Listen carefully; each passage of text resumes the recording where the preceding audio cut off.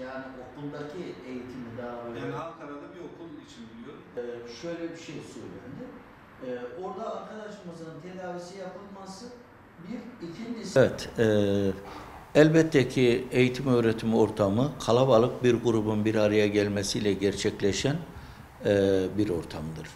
Yani mesela bir okulumuzda işte 1000 tane öğrencimiz, 100 tane öğretmenimiz, hizmetlimiz, memurumuz, velileriyle beraber düşündüğümüz zaman kalabalık bir grupla bir organizasyon gerçekleştirilmiş oluyor. Elbette ki böyle bir ortamın hijyen açısından da değerlendirilmesi gerekiyor. Bu anlamda okullarımızın temizlik malzemeleri ve temizlik için ihtiyacı olan bütün unsurları bünyesinde bulundurması lazım.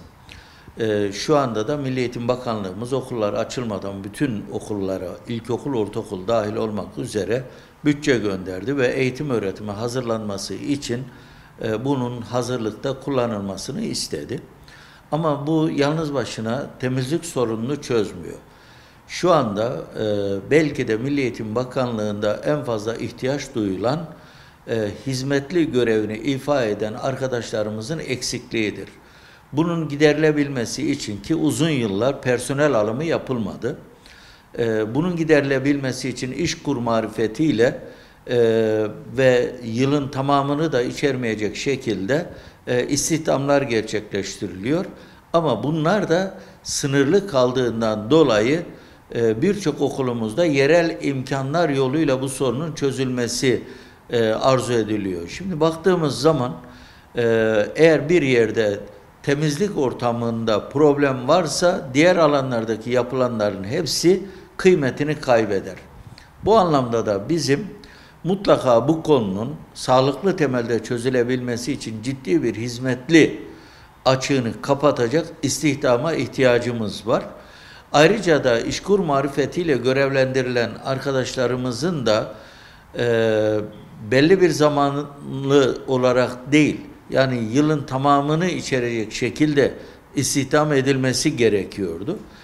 Ama öyle bile yapılmış olsa hizmetli sorunu çözülmüş olmuyor. Çünkü Çalışma Bakanlığı İşkur'un kendi imkanları çerçevesinde bir inisiyatif kullanarak bu problemi çözüyor. Bu biraz önce sizin de belirttiğiniz gibi yalnız başına milli eğitimde değil, pek çok kamu alanında böyle bir istihdam gerçekleşiyor. Halbuki hizmetler de eğitim öğretimin asli unsurlarıdır ve bu kişilerle ilgili de kadro istihdamının gerçekleşmesi lazım.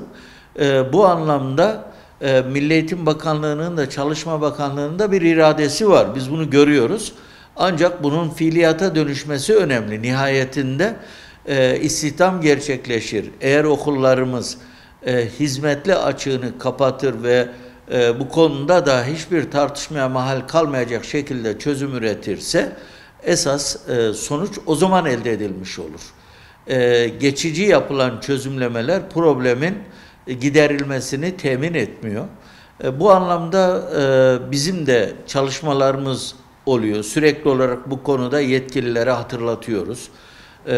Ve hem Çalışma Bakanlığı'yla hem Milli Eğitim Bakanlığı'yla konunun ilgili taraflarıyla hep konuşuyoruz. Şu anda okullarımızın bizce istihdamda en önemli açık alanı olarak değerlendireceğimiz hizmetli ihtiyacının karşılanmasıdır. Bu anlamda umarım neredeyse bir konsensüs var bunun çözümüyle alakalı. O zaman gerekli adımların atılması için bir iradeye ihtiyaç var. Ben özellikle önümüzdeki yılın bütçesinde kamu istihdamında en büyük payın mutlaka hizmetli ihtiyacına ayrılması gerektiğini değerlendiriyorum.